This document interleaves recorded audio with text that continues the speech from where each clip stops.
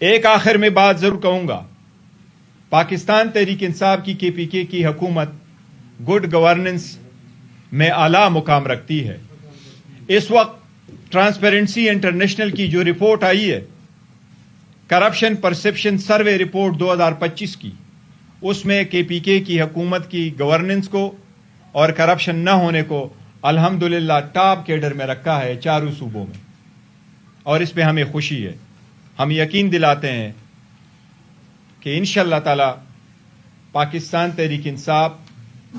تحریک انصاف کی حکومت صف اول میں رہی ہے، لیکن ہم کچھ چیزوں کو کلیریفیکیشن آپ کے سامنے رکھیں گے اسد کیسر صاحب، کہ ایک متفقہ لائحہ عمل بنانے کے لیے صوبائی حکومت کو اور لوگوں کو آن بورڈ لینا کیوں کر ضروری ہے، جو اس پریس ریلیز میں پہلے آپ کے سامنے آیا ہے، جس کا تفصیل سے انشاءاللہ تعالی اسد کیسر صاحب آپ کے سامنے ذکر کریں گے۔ آپ سب کا شکریہ۔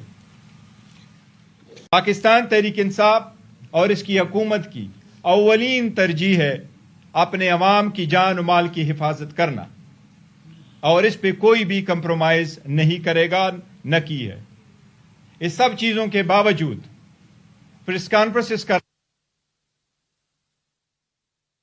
نشانہ بنانا، یہ رفٹ وائڈر اور وائڈر ہوتا جا رہا ہے، جو اس وقت ملک، قوم، جمہوریت، قانون کی بالادستی کے لیے زہر قاتل ہے۔ اس سے پرہیز کیا جائے۔ یہ ملک مزید تناؤ اور رفٹ کا متحمل نہیں ہو سکتا۔ میں امید کرتا ہوں کہ آئندہ نہیں پڑے گی۔ میں امید کرتا ہوں کہ ہمارے خلاف بھی آئندہ کوئی ایسی پریس کانفرنس نہیں ہوگی۔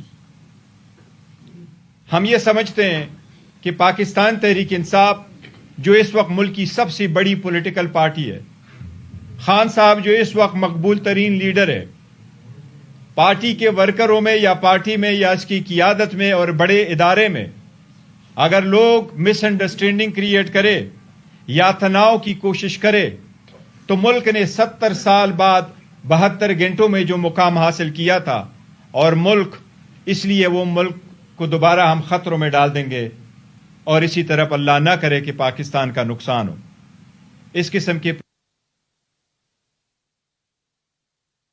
ہم سمجھتے ہیں کہ اس سے ملک اور قوم کا نقصان ہوگا، اس سے پرہیز کیا جائے۔